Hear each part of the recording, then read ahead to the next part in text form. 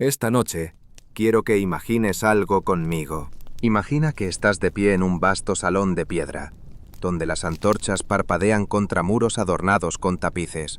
El aire está impregnado del olor a cera derretida y del eco constante de pasos sobre mármol frío. Ante ti, la corte de Castilla vibra como un corazón inquieto, nobles con capas bordadas en oro, clérigos murmurando oraciones, mensajeros entrando con noticias de reinos lejanos. Es finales del siglo XV. España, o mejor dicho, la unión aún frágil de Castilla y Aragón, acaba de cerrar una herida de siglos, la Reconquista. Granada, último bastión musulmán en la península, ha caído bajo las banderas de Isabel y Fernando. Y mientras las campanas celebran, un murmullo distinto serpentea por los pasillos de la corte. Un navegante genovés insiste en hablar de mares infinitos, de un mundo que se oculta más allá del horizonte. Casi puedes sentir la tensión. Europa está cambiando. Las rutas comerciales hacia Oriente son peligrosas, dominadas por imperios rivales y piratas implacables. El sueño de llegar a las Indias por el mar se siente como una locura, o como una promesa de riqueza inconmensurable. En ese ambiente surge una historia que con el tiempo se convertiría en mito. La reina Isabel, conmovida por la visión de Colón, habría decidido desprenderse de sus joyas, empeñarlas para financiar la travesía que cambiaría el curso de la historia. Una imagen poderosa. La soberana de Castilla sacrificando su resplandor para abrirle camino a un navegante obstinado. Pero, ¿qué tan cierta es esta historia? ¿Realmente Isabel vendió sus joyas o estamos frente a una fábula nacida de la necesidad de embellecer la memoria? Los historiadores aún debaten sobre este punto. Algunos argumentan que la financiación vino de fuentes mucho más prosaicas: banqueros, tesorerías reales y una maraña de contratos. Otros defienden que el gesto de las joyas existió, aunque quizás solo como símbolo y no como transacción real. Así que, antes de que te dejes llevar por completo, si sientes que este viaje por nuestra historia resuena contigo, te invito a que dejes un like y te suscribas. Es la mejor forma de que sigamos soñando juntos. Me encantaría saber desde qué rincón del mundo, y especialmente de España, me estás escuchando. Deja tu ciudad y la hora local en los comentarios. Ahora, baja la intensidad de las luces, busca un sonido que te acompañe y naveguemos juntos hacia el pasado. La corte de Castilla, en aquellos años, no era simplemente un espacio de pompa y lujo.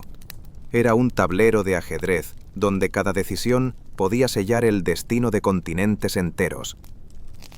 Isabel, sentada en su trono, no solo llevaba una corona, llevaba el peso de un reino endeudado, un pueblo cansado de guerras y una iglesia que la observaba con la esperanza de extender su fe más allá del océano. En esta primera escena casi puedes ver cómo el mito comienza a germinar. Un rumor susurrado en corredores oscuros, un gesto magnificado con el tiempo, una verdad envuelta en leyenda.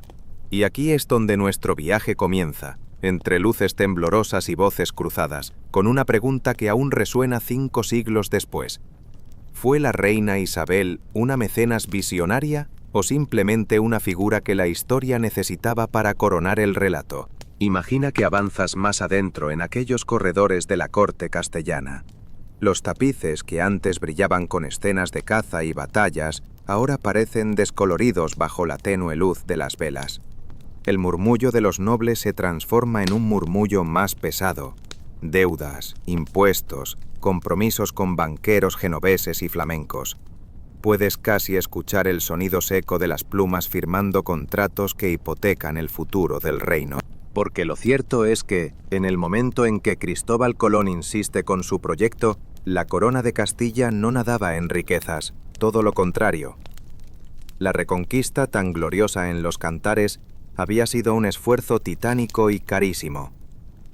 Mantener ejércitos, abastecerlos y financiar campañas prolongadas contra Granada drenó la tesorería hasta la última moneda. Los cronistas de la época hablan de un reino exhausto, en el que la recaudación de impuestos apenas alcanzaba para sostener la administración básica. En ese contexto, la imagen de Isabel entregando sus joyas parece adquirir un tono casi de cuento de hadas. ¿No sería más realista pensar que el proyecto de Colón se sostuvo en las espaldas de financistas y prestamistas, esos personajes menos poéticos pero absolutamente indispensables? Visualiza a los banqueros genoveses, hábiles en el arte del riesgo, sentados en sus escritorios de madera oscura, calculando intereses y plazos. Los Fugger de Augsburgo, por ejemplo, ya se perfilaban como una de las familias más poderosas del continente, capaces de inclinar la balanza de reyes y emperadores. Aunque no fueron ellos quienes financiaron directamente a Colón, sí representan la realidad de una Europa donde los sueños imperiales se tejían con hilos de deuda. Los historiadores aún debaten sobre el verdadero peso de la financiación privada en la aventura colombina. Algunos sostienen que el apoyo vino casi en exclusiva de la Hacienda Real de Castilla. Otros señalan que sin los préstamos de mercaderes y la participación de ciertos nobles, el viaje jamás habría zarpado. Lo que sí sabemos es que las arcas estaban lejos de ser un cofre rebosante. Cada real invertido en las carabelas fue arrancado con esfuerzo de un presupuesto ya exhausto. Casi puedes sentir la tensión en las reuniones de consejo. Consejeros de Isabel calculando riesgos, obispos recordando la necesidad de extender la fe y secretarios de Hacienda advirtiendo que no había suficiente para cubrir las pagas del próximo mes. En medio de ese ambiente, la figura de Colón se recortaba como la de un soñador obstinado, alguien capaz de contagiar esperanza en un clima dominado por números rojos. Y aquí aparece un matiz interesante. Si bien la leyenda de las joyas quizá nunca fue literal, sí reflejaba algo verdadero. El viaje a América, que entonces nadie llamaba así, fue un salto al vacío económico, un acto de fe en tiempos de escasez. En ese sentido, Isabel no necesitó vender su corona para brillar, bastó con tomar la decisión de apostar por lo improbable. Solo podemos especular por qué la versión romántica de las joyas caló tan hondo. Tal vez porque resulta más fácil recordar un gesto tangible, una reina que se desprende de su riqueza personal, que una maraña de contratos financieros. Al fin y al cabo, las leyendas necesitan símbolos, y no hay símbolo más poderoso que una reina sacrificando su brillo para abrir una nueva era. Mientras observas esta escena desde tu rincón imaginario, percibes que el peso de la corona de Isabel no era solo de oro y piedras preciosas, sino de papeles, sellos y compromisos financieros. Cada deuda era una cadena invisible que la obligaba a negociar entre el pragmatismo y la visión.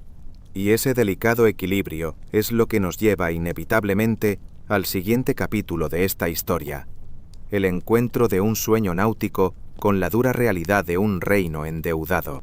Imagina que caminas por un puerto del siglo XV. El aire huele a sal y a brea fresca. Los mástiles crujen con el viento y las voces de los marineros se mezclan con los gritos de los mercaderes. Entre ese bullicio aparece un hombre con mirada fija y andar firme: Cristóbal Colón. Sus ropas no son lujosas, más bien gastadas por el viaje y el tiempo, pero lo que lo distingue no es el atuendo, sino la intensidad de sus palabras. Casi puedes escuchar cómo repite, una y otra vez, la misma promesa: una ruta más corta hacia las Indias, riquezas inimaginables, y el poder de llevar la fe cristiana más allá de los límites conocidos. Es un hombre obstinado, un soñador que no acepta un no como respuesta. Sus ideas ya habían sido rechazadas por Portugal y también habían encontrado escepticismo en otras cortes. Pero Colón no se rendía. Su insistencia era casi tan inmensa como el océano que quería cruzar. Los cronistas lo describen como alguien que bordeaba la arrogancia, convencido de que su cálculo de distancias era correcto. Lo que no solían mencionar es que muchos marinos de la época sabían que esas distancias estaban subestimadas. La Tierra era más grande de lo que Colón suponía, y si no hubiese sido por el continente americano interponiéndose en su camino, la expedición quizá habría sido un desastre. Los historiadores aún debaten si Colón realmente creía en sus cifras, o si utilizó esa ilusión como una herramienta de persuasión. Visualiza la corte de Isabel y Fernando recibiendo al navegante genovés. Los consejeros lo miran con recelo, calculando los riesgos de embarcarse en semejante empresa. Los mapas desplegados sobre las mesas son vagos, llenos de espacios vacíos y monstruos marinos dibujados en los márgenes.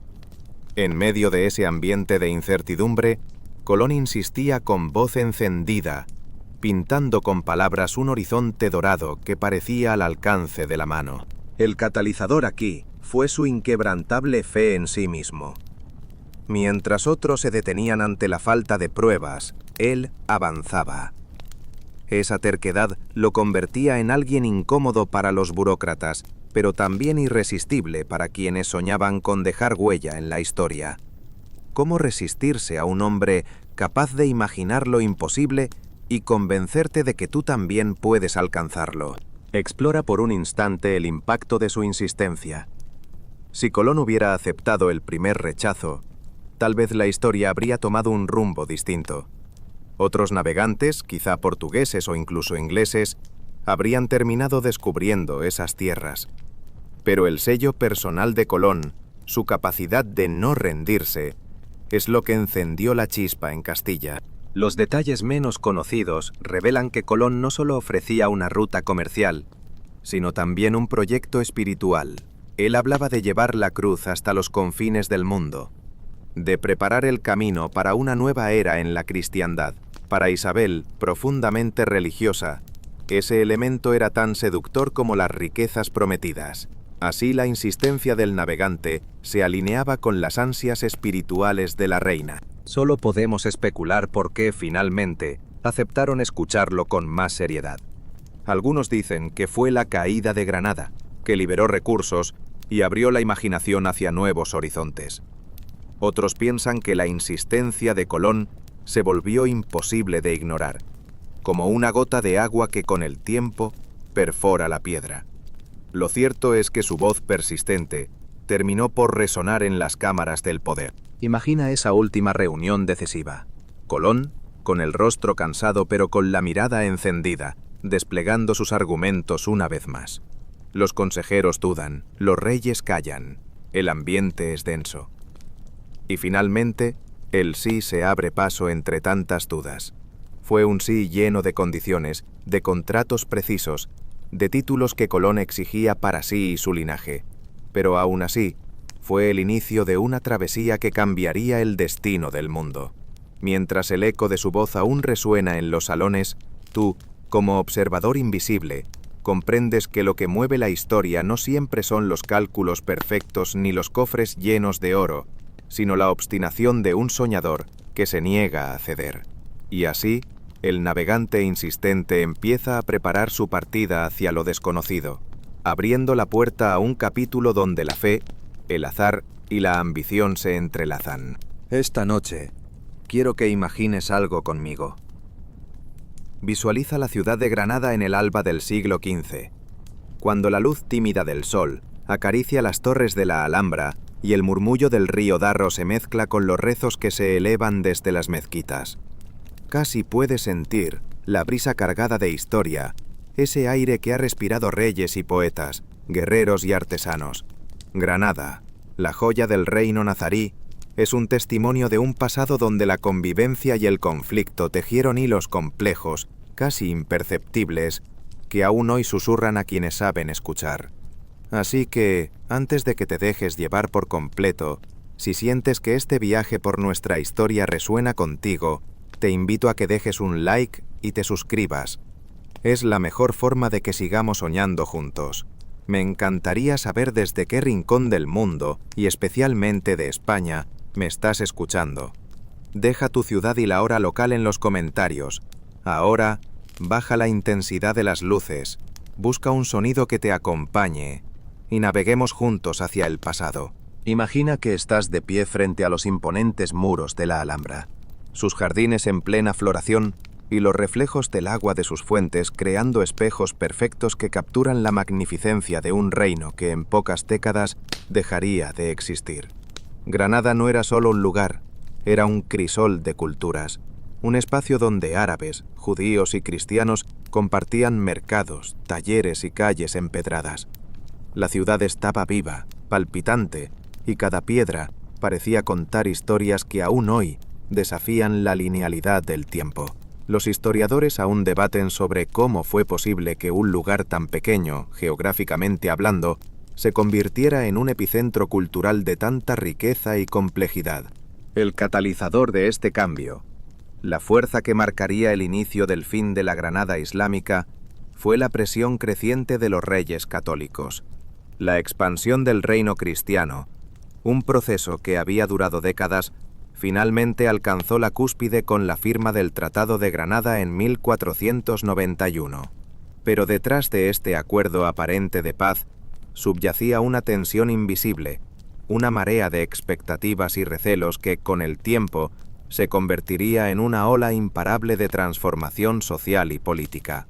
Solo podemos especular por qué los líderes nazaríes aceptaron condiciones tan estrictas, quizá porque la resiliencia de su ciudad se encontraba limitada por factores económicos, militares y políticos que escapaban a la visión inmediata de quienes vivían el día a día. Mientras recorres mentalmente las calles estrechas de Albaicín, observas cómo las familias se preparan para la transición, cómo los comerciantes calculan cuidadosamente sus pérdidas y ganancias, y cómo los sabios locales buscan preservar el conocimiento que hasta ese momento había fluido libremente entre bibliotecas y madrasas.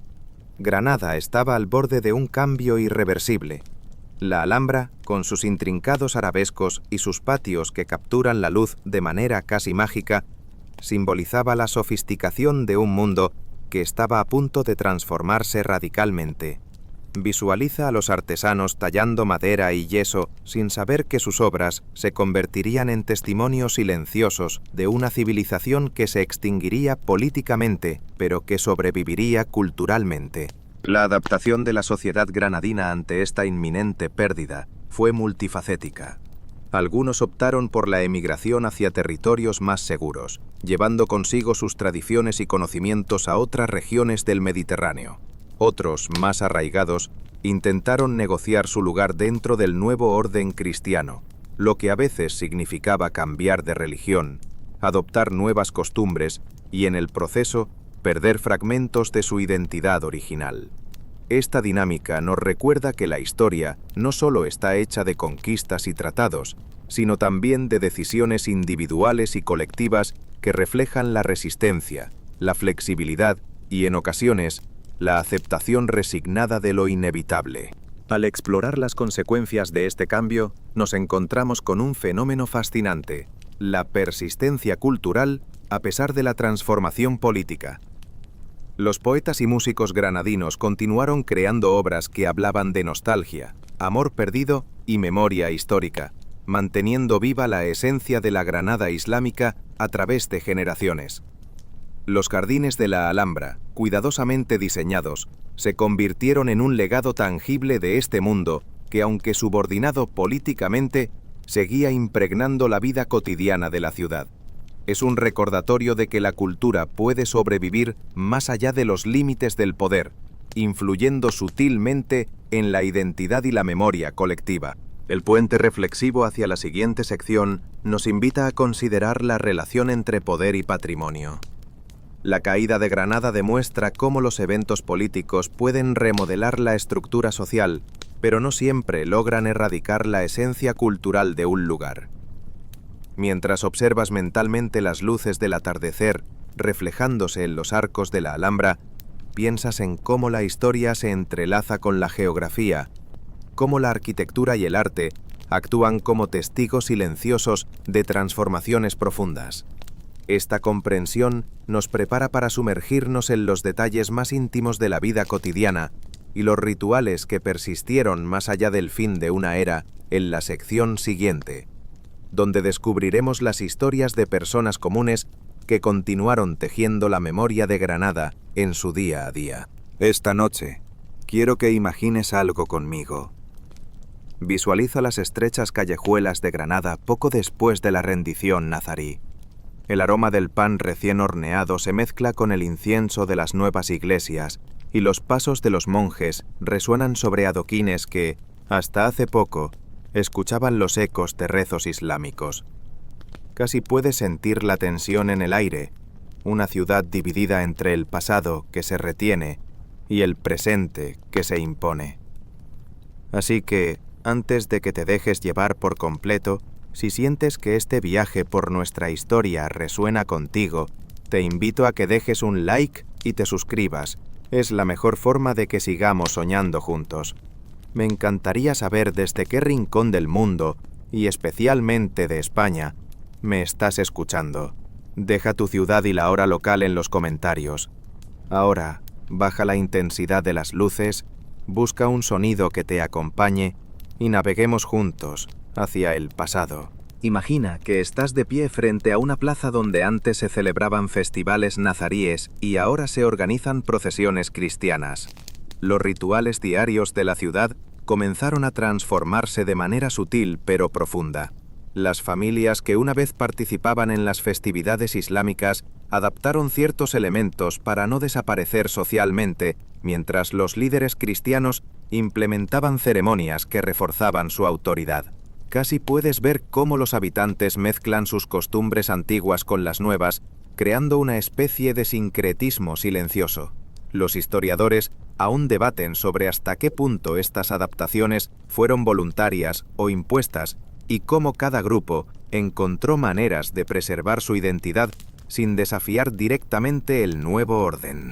El catalizador de esta transformación fue la necesidad de integración y supervivencia. Para los granadinos musulmanes convertidos al cristianismo, conocidos como moriscos, cada ritual, desde la vestimenta hasta la alimentación, se convirtió en un acto de adaptación. Las celebraciones que antes eran profundamente religiosas y comunitarias se reinventaron, tomando prestado de la liturgia cristiana elementos que podían integrarse sin comprometer completamente su identidad. Solo podemos especular por qué algunos rituales sobrevivieron intactos mientras otros desaparecieron. Tal vez porque algunos eran más simbólicos y menos visibles, mientras que otros representaban un desafío directo a la autoridad establecida. A medida que exploras las casas y talleres de Granada, puedes notar que la vida cotidiana estaba impregnada de estos cambios. Las mujeres que tejían alfombras, los panaderos que horneaban para festivales cristianos y los músicos que adaptaban melodías árabes a himnos latinos eran los actores silenciosos de una transformación cultural en curso. Cada acción, cada gesto, era un recordatorio de cómo las personas ordinarias moldean la historia de maneras que a menudo permanecen invisibles para los registros oficiales. Granada no desapareció, se transformó, adaptándose y mezclándose, mientras preservaba secretos de su antiguo esplendor en los rincones más íntimos de la ciudad. Entre los rituales más fascinantes estaba la conservación de ciertas prácticas festivas en privado. Las familias moriscas continuaban celebrando bodas y festivales según su calendario tradicional, pero lo hacían en secreto, utilizando señales conocidas solo entre ellos. Esto creó una red invisible de memoria cultural, un ecosistema de tradiciones que sobrevivió más allá de la imposición política. Visualiza los patios iluminados por lámparas de aceite, las conversaciones susurradas en lenguas antiguas, y los cantos que fluían suavemente por los corredores. La vida continuaba, entrelazando lo antiguo con lo nuevo, lo secreto con lo público. La adaptación social no fue homogénea. Algunos individuos abrazaron completamente la nueva fe y sus rituales, convirtiéndose en pilares visibles de la sociedad cristiana. Otros, más resistentes, buscaron preservar su herencia cultural en el ámbito doméstico, creando una dualidad que se reflejaba en la arquitectura, la moda y la cocina. Los mercados seguían vendiendo especias y telas con diseños moriscos, mientras las iglesias se llenaban de ceremonias cristianas. Esta coexistencia forzada pero creativa de costumbres distintas demuestra cómo la cultura puede persistir, incluso cuando las estructuras políticas cambian de manera drástica. El puente reflexivo hacia la siguiente sección nos invita a considerar la resiliencia de la cultura frente al cambio político. Los rituales y costumbres granadinos, aunque transformados, ofrecieron una continuidad emocional y simbólica para sus habitantes.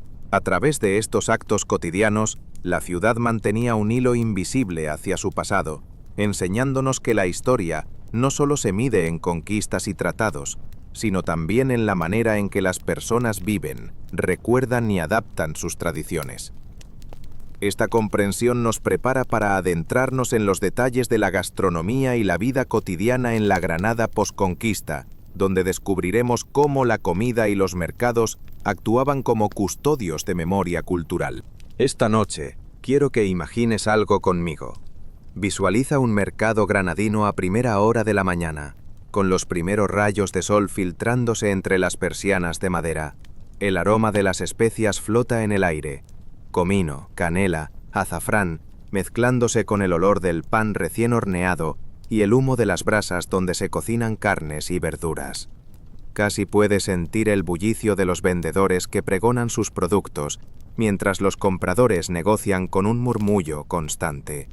Así que, antes de que te dejes llevar por completo, si sientes que este viaje por nuestra historia resuena contigo, te invito a que dejes un like y te suscribas. Es la mejor forma de que sigamos soñando juntos. Me encantaría saber desde qué rincón del mundo, y especialmente de España, me estás escuchando. Deja tu ciudad y la hora local en los comentarios. Ahora, baja la intensidad de las luces, busca un sonido que te acompañe, y naveguemos juntos hacia el pasado. Imagina que estás de pie frente a un puesto donde se venden frutas traídas de los huertos cercanos. Granadas jugosas, membrillos aromáticos, higos tiernos. Los granadinos han aprendido a combinar ingredientes de la tradición islámica con técnicas culinarias cristianas. La gastronomía se convierte en un lenguaje silencioso de resistencia y adaptación. Un pan moruno horneado con formas tradicionales al lado de panes europeos, guisos con especias orientales mezclados con hierbas locales, y dulces que combinan miel con almendras, recordando festividades pasadas. Los historiadores aún debaten sobre la influencia precisa de las recetas árabes en la cocina posterior a la conquista. Algunos sostienen que fue un simple préstamo, mientras que otros aseguran que estas técnicas definieron la identidad culinaria granadina durante siglos. El catalizador de esta transformación culinaria fue la necesidad de reconciliar sabores familiares con las expectativas de una nueva autoridad.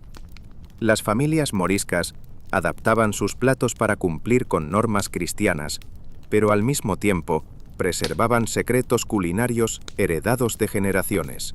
Solo podemos especular por qué ciertos ingredientes o recetas sobrevivieron y se convirtieron en parte integral de la cultura gastronómica, mientras que otros desaparecieron, posiblemente por ser demasiado visibles o difíciles de conseguir.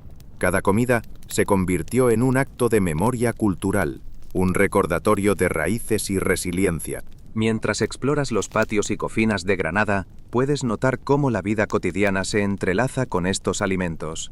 Las familias se reunían alrededor de la mesa, compartiendo historias y preservando la lengua, los gestos y las canciones de antaño. La cocina no solo nutría el cuerpo, sino también el espíritu. Panaderos, lecheros, carniceros y vendedores de especias actuaban como guardianes de tradiciones, transmitiendo secretos de generación en generación. Los rituales culinarios ofrecían una continuidad emocional.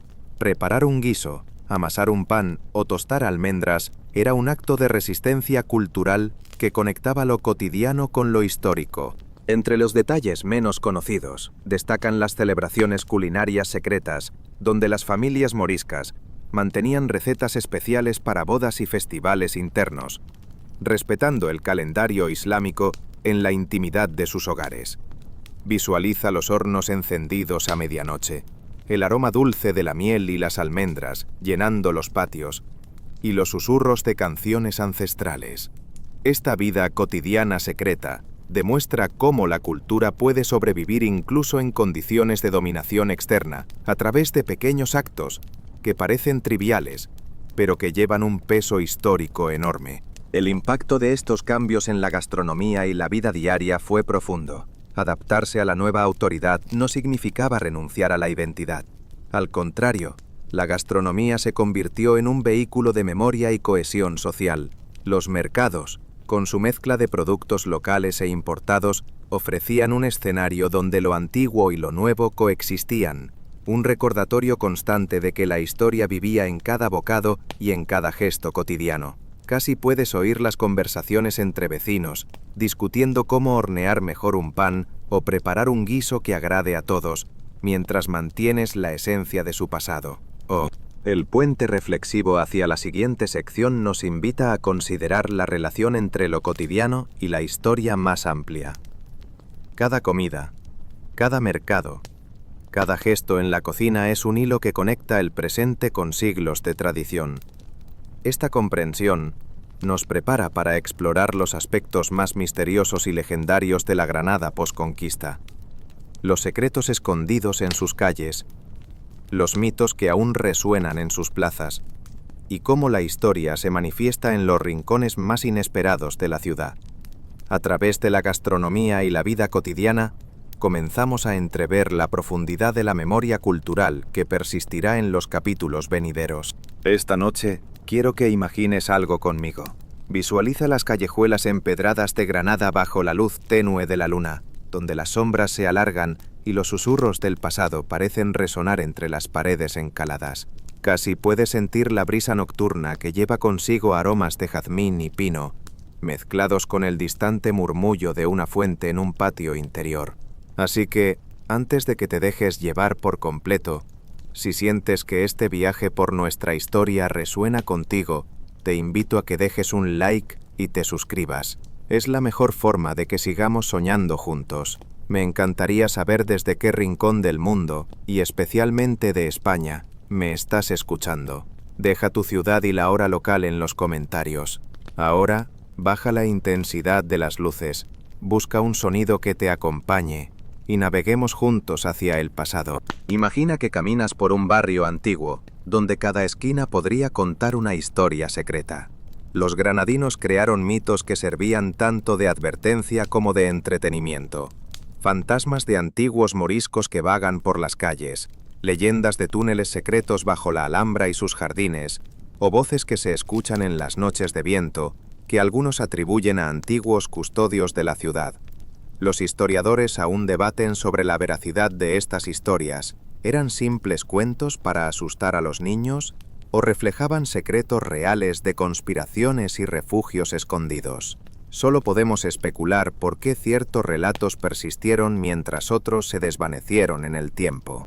El catalizador de estas leyendas urbanas fue la coexistencia de culturas, religiones y clases sociales en una ciudad que había sido un centro de poder musulmán y luego cristiano. La necesidad de explicar lo inexplicable, desde desapariciones misteriosas hasta luces extrañas en los patios, dio origen a narraciones que se transmitieron oralmente durante generaciones. Cada historia tenía un propósito: enseñar lecciones, preservar la memoria de los ancestros o mantener viva la identidad cultural en un mundo que cambiaba rápidamente. Mientras exploras estos callejones, puedes notar cómo la arquitectura misma contribuye al misterio. Arcos mudéjares que ocultan pasadizos, balcones que miran a patios secretos y fuentes cuyos murmullos pueden parecer voces humanas. Los granadinos aprendieron a leer estos signos y a interpretar la ciudad no solo como un espacio físico, sino como un lugar cargado de historias, rituales y símbolos. Las leyendas urbanas se convierten así en un mapa invisible de la memoria colectiva, donde cada piedra y cada sombra tienen un significado. Entre los detalles menos conocidos, destacan los rituales nocturnos que algunas familias practicaban para protegerse de espíritus o presagios.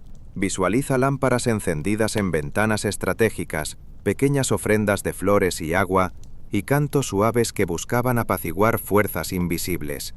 Estas prácticas, que pueden parecer supersticiosas desde una perspectiva moderna, eran una forma de mantener el control en un entorno incierto y de conectar la vida diaria con el mundo espiritual. Solo podemos especular por qué algunos rituales se conservaron y otros desaparecieron. Cada familia tenía su versión, su secreto. El impacto de estas leyendas en la vida social fue profundo. Más allá del miedo o la fascinación, proporcionaban un sentido de pertenencia y cohesión. Los vecinos compartían historias, discutían avistamientos y reinterpretaban cuentos antiguos para adaptarlos a nuevos tiempos. Las leyendas urbanas ayudaban a consolidar la identidad granadina, recordando a sus habitantes que vivían en un espacio donde lo visible y lo invisible, lo real y lo imaginario, coexistían de manera intrínseca. El puente reflexivo hacia la siguiente sección nos invita a considerar cómo lo misterioso y lo cotidiano se entrelazan con la historia y la memoria cultural. Cada relato, cada sombra, cada túnel oculto es un vestigio de un pasado que sigue influyendo en la vida moderna de Granada. Esta comprensión prepara el terreno para adentrarnos en los secretos artísticos y arquitectónicos que revelan la grandeza y la complejidad de la ciudad. Murales, palacios y construcciones que no solo son obras maestras, sino también portales hacia historias aún más profundas y fascinantes que esperan ser descubiertas en el próximo capítulo. Esta noche quiero que imagines algo conmigo. Visualiza la Alhambra, majestuosa y silenciosa, elevándose sobre Granada como un guardián de siglos de historia. El sol cae suavemente sobre los muros rojizos, proyectando sombras que dibujan arabescos y patrones geométricos que parecen danzar sobre la piedra. Casi puedes sentir la textura fría de los mosaicos bajo tus dedos y escuchar el murmullo del río Darro que serpentea debajo. Así que, antes de que te dejes llevar por completo, si sientes que este viaje por nuestra historia resuena contigo, te invito a que dejes un like y te suscribas. Es la mejor forma de que sigamos soñando juntos. Me encantaría saber desde qué rincón del mundo, y especialmente de España, me estás escuchando. Deja tu ciudad y la hora local en los comentarios. Ahora, baja la intensidad de las luces. Busca un sonido que te acompañe y naveguemos juntos hacia el pasado. Imagina que caminas por los patios de la Alhambra, donde cada columna y cada arco cuentan historias de poder, arte y devoción. La arquitectura islámica de la época nazarí no solo buscaba la belleza estética, sino que también incorporaba símbolos espirituales y matemáticos. Los historiadores aún debaten sobre el significado exacto de ciertos patrones geométricos. ¿Representan la perfección divina, un lenguaje secreto o simplemente una demostración de habilidad artística? Solo podemos especular por qué los artesanos eligieron ciertas formas sobre otras, pero la armonía que transmiten sigue siendo impresionante siglos después. El catalizador de esta riqueza artística fue la convergencia de culturas y la necesidad de reflejar el poder del Emirato nazarí en un entorno de constante tensión política. Los jardines, fuentes y palacios se diseñaron no solo para la residencia, sino para impresionar a visitantes y diplomáticos, mostrando un reino sofisticado y culto. Cada elemento arquitectónico tenía un propósito: guiar la mirada, controlar la luz y el sonido, y generar una experiencia casi mística para quien recorría los espacios. Mientras exploras los detalles de la Alhambra, observa los mosaicos intrincados que cubren paredes y techos, cada uno con un patrón único y repetitivo que crea una sensación de infinito. Los arcos de mocárabes parecen flotar en el aire, desafiando la gravedad y la percepción. Las inscripciones árabes en los muros, con versos poéticos y citas coránicas, recuerdan que el arte aquí también era un vehículo de espiritualidad. Estas características muestran cómo la arquitectura se convirtió en un lenguaje que combinaba lo funcional, lo estético y lo simbólico. Entre los detalles menos conocidos se encuentran las innovaciones hidráulicas que permitían fuentes y canales en los patios de la Alhambra. Los ingenieros nazaríes diseñaron sistemas complejos para transportar agua y crear efectos sonoros relajantes que acompañaban la contemplación y la meditación. Solo podemos especular sobre el nivel de conocimiento y experimentación necesario para lograr estos sistemas y cómo influyeron en la vida diaria de quienes vivían y trabajaban dentro del palacio. El impacto de este arte y arquitectura en la identidad cultural granadina fue enorme. Más allá de su función como residencia o fortaleza, La Alhambra se convirtió en un símbolo de sofisticación, ingenio y resiliencia cultural. Sirvió de inspiración para artistas y arquitectos posteriores, y hasta hoy es un recordatorio tangible de cómo la belleza y el conocimiento pueden perdurar y comunicar la grandeza de una civilización a través del tiempo. El puente reflexivo hacia la siguiente sección nos invita a contemplar cómo estos secretos arquitectónicos no solo impresionan visualmente, sino que también guardan historias de poder, ingenio y creatividad humana. Cada mosaico, cada arco y cada fuente es un vestigio de la historia aliva, que nos prepara para adentrarnos en los misterios y rituales que acompañaban la vida cotidiana de quienes habitaban Granada y sus alrededores en la próxima sección. Esta noche, quiero que imagines algo conmigo. Visualiza un pueblo granadino al caer la tarde, con calles empedradas bañadas por la luz cálida del sol poniente. Se oyen tambores y cantos que resuenan entre las casas blancas, y casi puedes sentir el aroma de incienso mezclado con pan recién horneado. Así que antes de que te dejes llevar por completo, si sientes que este viaje por nuestra historia resuena contigo, te invito a que dejes un like y te suscribas. Es la mejor forma de que sigamos soñando juntos. Me encantaría saber desde qué rincón del mundo, y especialmente de España, me estás escuchando. Deja tu ciudad y la hora local en los comentarios. Ahora, baja la intensidad de las luces. Busca un sonido que te acompañe y naveguemos juntos hacia el pasado. Imagina que caminas entre la multitud reunida para la fiesta de los patios en Córdoba, o durante la Semana Santa en Sevilla. Cada celebración tiene un propósito profundo, combinando devoción religiosa, orgullo comunitario y la transmisión de tradiciones ancestrales. Los historiadores aún debaten sobre el origen exacto de algunas de estas fiestas. ¿Son puramente católicas o heredan rituales paganos anteriores? Solo podemos especular por qué ciertas prácticas persistieron y se adaptaron durante siglos. El catalizador de estas festividades a menudo fue la necesidad de cohesión social y de marcar momentos clave en el calendario agrícola y religioso. Los rituales funcionaban como un lenguaje compartido, uniendo a comunidades a través de la música, el baile, la comida y la ceremonia. Las calles se llenaban de procesiones que combinaban lo visual con lo espiritual. Pasos cubiertos de flores, imágenes religiosas, velas y cantos que parecían detener el tiempo. Mientras recorres estas celebraciones, observa cómo se entrelazan la tradición y la innovación.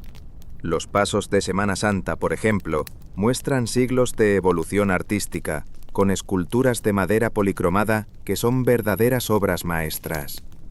La participación de la comunidad es esencial. Desde los cargadores de los pasos hasta los músicos y cantores, cada persona contribuye a una coreografía que ha sobrevivido al paso del tiempo. Algunos rituales menores, como las danzas locales o los cantos específicos de ciertas aldeas, permanecen casi desconocidos para los visitantes y representan joyas culturales que solo se comprenden plenamente desde la inmersión total. Entre los detalles menos conocidos, encontramos costumbres como las ofrendas silenciosas, donde los vecinos colocan símbolos de buena fortuna o recuerdos familiares en altares temporales durante las fiestas. Solo podemos especular sobre la influencia exacta de estas prácticas en la cohesión de la comunidad y la transmisión de valores.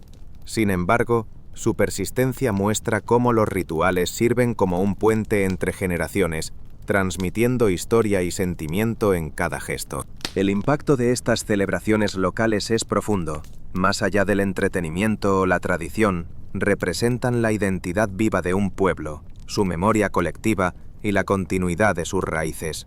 Cada canto, cada desfile y cada gesto ceremonial es un hilo que conecta el pasado con el presente, permitiéndonos comprender cómo la cultura granadina y andaluza ha sobrevivido y evolucionado frente a los cambios históricos y sociales. El puente reflexivo hacia la sección final nos invita a considerar cómo estas tradiciones y rituales no solo conservan la memoria de una comunidad, sino que también nos preparan para descubrir el cierre del viaje, la introspección sobre cómo la historia, la arquitectura, el arte y las celebraciones se entrelazan para formar la esencia de una España soñada y vivida. Esta noche quiero que imagines algo conmigo. Cierra los ojos por un instante y visualiza un horizonte donde los castillos se recortan contra un cielo teñido de púrpura y naranja. El viento acaricia los campos, llevando consigo historias de caballeros, reinas y aldeanos que caminaron estos mismos caminos hace siglos. Así que, antes de que te dejes llevar por completo, si sientes que este viaje por nuestra historia resuena contigo, te invito a que dejes un like y te suscribas. Es la mejor forma de que sigamos soñando juntos. Me encantaría saber desde qué rincón del mundo, y especialmente de España, me estás escuchando. Deja tu ciudad y la hora local en los comentarios. Ahora, baja la intensidad de las luces, busca un sonido que te acompañe, y naveguemos juntos hacia el pasado. Imagina que estás de pie frente a los restos de un palacio renacentista, donde los ecos del pasado aún susurran secretos en cada piedra. Casi puedes sentir la tensión y la determinación de la reina Isabel al decidir financiar los viajes de Colón, y cómo esa decisión, aparentemente pequeña en su contexto personal, resonó por todo el mundo, cambiando el curso de la historia. Los historiadores aún debaten sobre los detalles precisos de sus finanzas y la manera en que reunió los recursos. ¿Realmente vendió sus joyas más preciadas o fueron préstamos y compromisos estratégicos? Solo podemos especular por qué la narrativa popular ha adoptado la versión más romántica de esta historia. El catalizador de este legado es la interacción entre la ambición personal y la necesidad de expansión política y económica. Isabel y Fernando, los reyes católicos, no solo buscaban explorar nuevos territorios, sino también consolidar su poder y prestigio, fortalecer la Iglesia y ampliar la influencia española en el mundo emergente de los siglos XV y XVI. Cada decisión tenía repercusiones, no solo para ellos, sino para generaciones enteras de exploradores, conquistadores y poblaciones indígenas. Mientras contemplas la historia desde esta perspectiva, observa cómo la sociedad española se transformó a través de estas decisiones. Las exploraciones de Colón y sus sucesores abrieron rutas comerciales, pero también provocaron conflictos, migraciones y cambios culturales profundos. La economía, la política y la vida cotidiana se vieron afectadas de maneras que solo pueden apreciarse al mirar la historia en su conjunto. Detalles menos conocidos como los consejos de navegación secretos, las disputas internas entre miembros de la corte y la influencia de los astrónomos y cartógrafos de la época muestran que la historia no es lineal, sino un entramado de decisiones, riesgos y adaptaciones. La adaptación y transformación de la sociedad española frente a estos eventos nos enseña sobre resiliencia y cambio.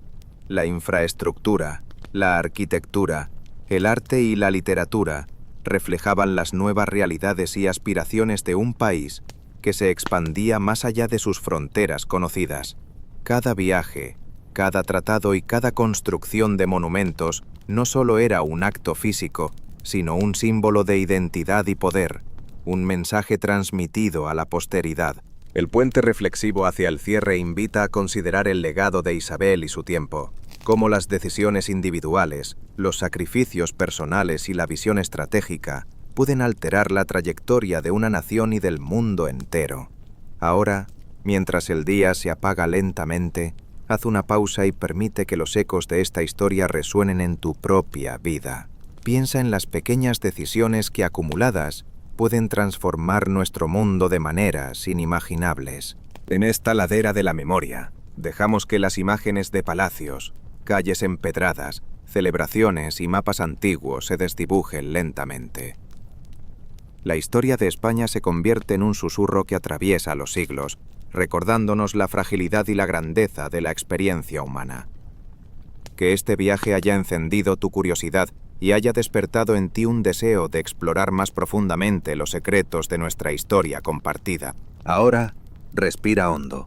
Permite que el sonido y la luz suavicen tus sentidos y recuerda, cada rincón del mundo tiene sus propias historias esperando ser escuchadas, y cada susurro de la historia nos conecta con lo que fuimos, somos y podemos llegar a ser.